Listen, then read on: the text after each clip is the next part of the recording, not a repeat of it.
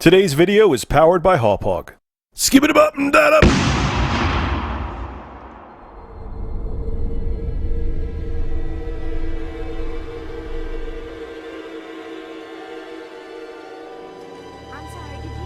They told me, son, you're special. You were born to do great things. You know what? They were right.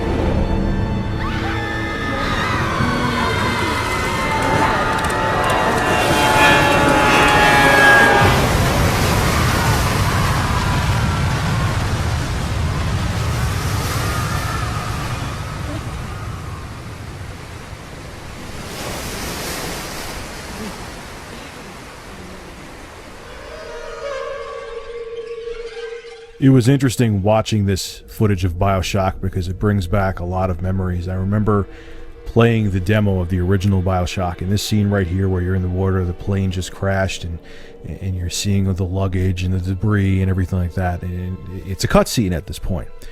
And then you go up to the surface like you're seeing here, and I think I'm still in a cutscene.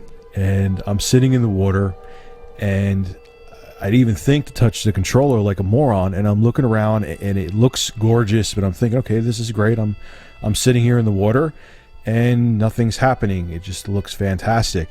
I'm thinking that this is a cutscene, it's CGI. And then I accidentally brushed my hand against the analog stick on the Xbox 360 controller, and I see my character move. Now keep in mind, I was kind of a noob to gaming again. I took a hiatus for the 6th generation. I mean, I owned the PS2 for a little bit. I owned the original Xbox for a little bit. But I didn't... collectively, honestly, I owned consoles for the 6th generation maybe like 4 months out of the entire time. So when I moved the controller and I realized this is actual gameplay, this is in-game, this isn't CGI or pre-rendered, my jaw hit the floor. I remember that moment sitting in my ex-girlfriend and I's apartment, and I was blown away before I even got into the gameplay of Bioshock.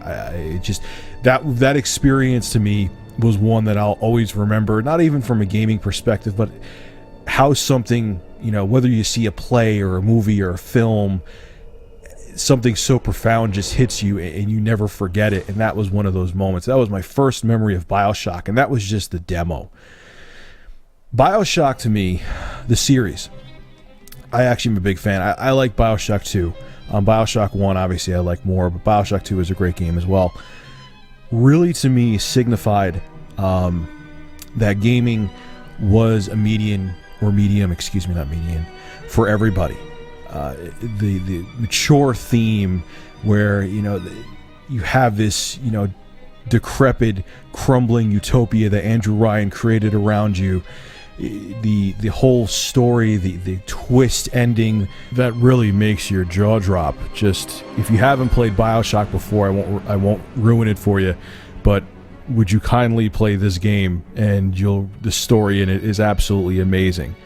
Hint, hint, nudge, nudge, would you kindly. Now, gameplay-wise, if you haven't played the original Bioshock before, the most interesting thing with it, yes, it is a first-person shooter, but you have plasmids. You could shoot lightning out of your left hand. You could shoot lightning into the water where a bunch of splicers are and kill 3 guys in one swoop. You could have bees, literally bees, come out of your flesh, and you could throw those bees at a group of splicers and have them sting them to death. It was clunky. Now, even though a lot of people weren't blown away by Bioshock 2 because they were expecting that whole unique, they were expecting to be as blown away as they were with Bioshock 1, and I think Bioshock 2 is unfairly kind of persecuted for not being mind-blowing when it was just a sequel that was meant to evolve the series, not revolutionize it. Bioshock 1's gameplay was a little bit clunky. You can only have either your left hand up, which had the plasmids, or your right hand up, which had the weapon, and that could make the gameplay a little hairy at times. But it was because it was such a unique concept, and there were so many different ways that you could play through the game, even though I don't think it was, you know, that was the big thing they tried to sell the original Bioshock on, was you could play the game whatever way you want to, which, to a point, I'll have my reviews linked below, is true, but there's just sometimes you got to use a certain kind of damn plasmid or something to get through a part of the game. you can't do you can't always have your own unique twist on the gameplay, but it was different enough that it stood out from every other first-person shooter out there. Beyond the gameplay, one of the other things that was cool is how they gave you a choice of what kind of person you wanted to become in Bioshock. Now, there's characters in Bioshock called Little Sisters. Now, you could either help them and cure them. Little Sisters carry Adam, and Adam's like a coveted thing in Bioshock. And there's two things you could do. You could kill the Little Sister and harvest their Adam, or you could cure them and save them from being a Little Sister, and you would get less Adam, but you also would have, you would be considered a savior to them, and you would get the better ending. And that was, although it was very rudimentary, there wasn't like any gray area. You were either a good guy or a bad guy. It was an interesting twist, and something that also wasn't done often. I'm not going to say it was revolutionary or something that was never done before, but it was something that wasn't used often, that was a unique twist that also made Bioshock very interesting.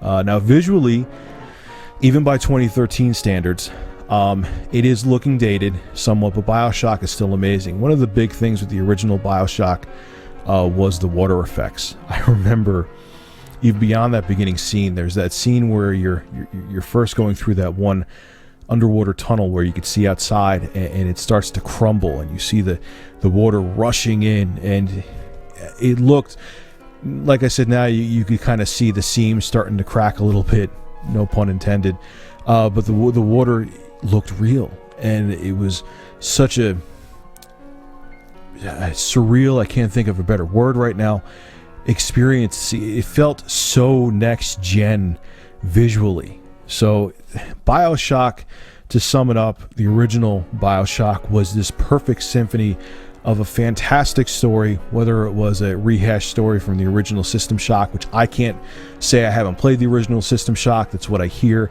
It had a fantastic story with a hell of a twist in the end, beautiful visuals, unique twist on the first-person shooter gameplay, and great audio, great music, and, Atlas was a fantastic character, which you also find out a real shit shocker about in the end of the game.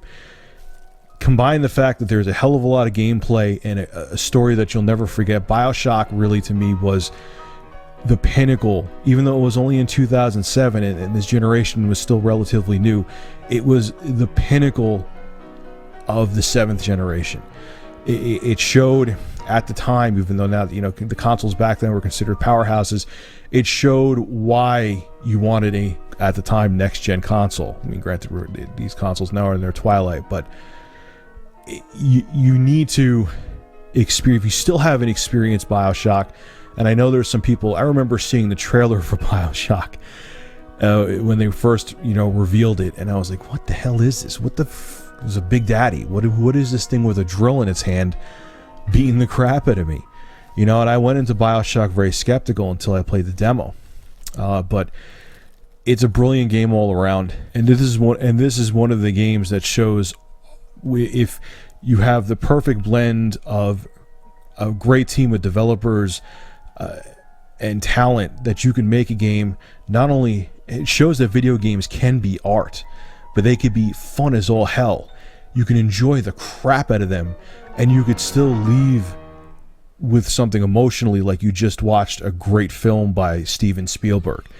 And that's what Bioshock proved. It proved that gaming, with the horsepower of, computers and consoles, if the talent's there, you can make a profound impact on your audience, and it proved that gaming is not just a child's toy. Now, Bioshock 2 was more of an evolution of the series. It wasn't revolutionary like the original Bioshock was considered, and I think it was unjustly criticized because people were expecting to be blown away twice, and they weren't. It was just, a sequel of the original Bioshock, and I think it was unjustly attacked because it wasn't, mind-blowing like the first time you entered Rapture. But what Bioshock 2 did was improve the gameplay of Bioshock. You actually play as a Big Daddy in Bioshock 2 known as Project Delta, and the nice thing about Bioshock 2, like I think I mentioned previously in this video, is that the gameplay of the original Bioshock was clunky because you could only use either your plasmid or your weapon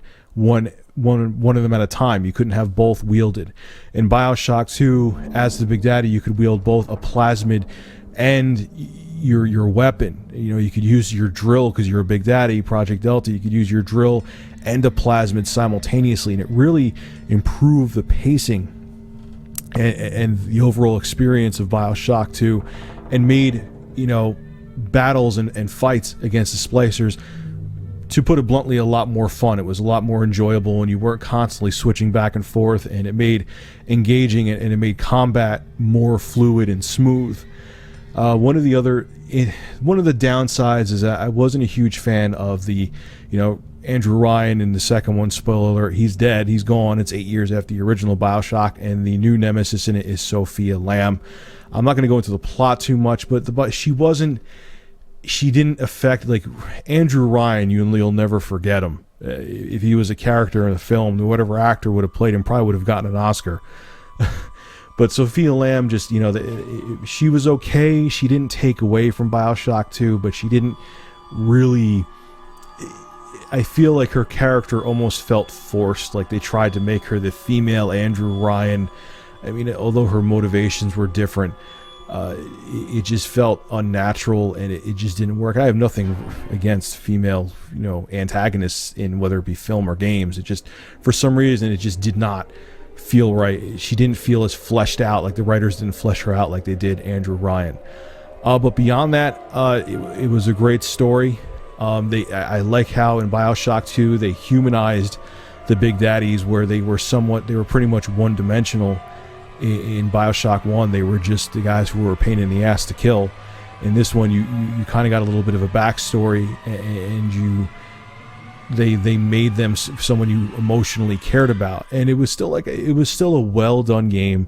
The visuals weren't as mind blowing, once again, because it was done before, but it was a great sequel. It was a worthy sequel, and because they're both so damn cheap, if you haven't played Bioshock yet, or even if the games, you know, you're on the fence about them because of the gameplay you saw, I'm telling you, I saw, you know, before I even downloaded the demo, I saw a bunch of gameplay and I was like, doesn't look like my cup of tea. And then I played the demo, and beyond the visuals, it was so much fun. I was obsessed with Bioshock.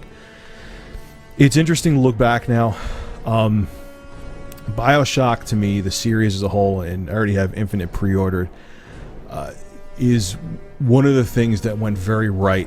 There's many things that sucked with the 7th generation, the online passes, the soulless single player experiences, because everything has to have multiplayer, the endless string of sequels. But Bioshock, you know, is one game that was a light in the very dark 7th generation of console gaming, or gaming in general. And it's a series that will stay with you forever. Even if you're not a huge fan of the gameplay, there's some people who I know personally in the real world who weren't huge fans of the gameplay, but they still love the game because just the atmosphere and story, and they just wanted to play through it to be part of that world. That says a lot about, you know, the overall design of the Bioshock series. And so even if you aren't, you know, it doesn't look like it's your cup of tea, you'd be surprised. Pick it up. They're both dirt cheap now, whether it be for the PS3, 360, or PC. And I promise you, you won't regret it. It's an amazing series, and I hope that Bioshock Infinite even, you know, is a quarter as good as the previous two. You know, I loved Bioshock 2. It wasn't as good as 1, but I loved it still. So this is my, you know, kind of take on the Bioshock series, a retrospective, and just wanted to share it with you guys. And I'm looking forward to March 26th. It's going to be a hell of a game, hell of a day. This is Rich ReviewTechUSA signing out. Have a good one.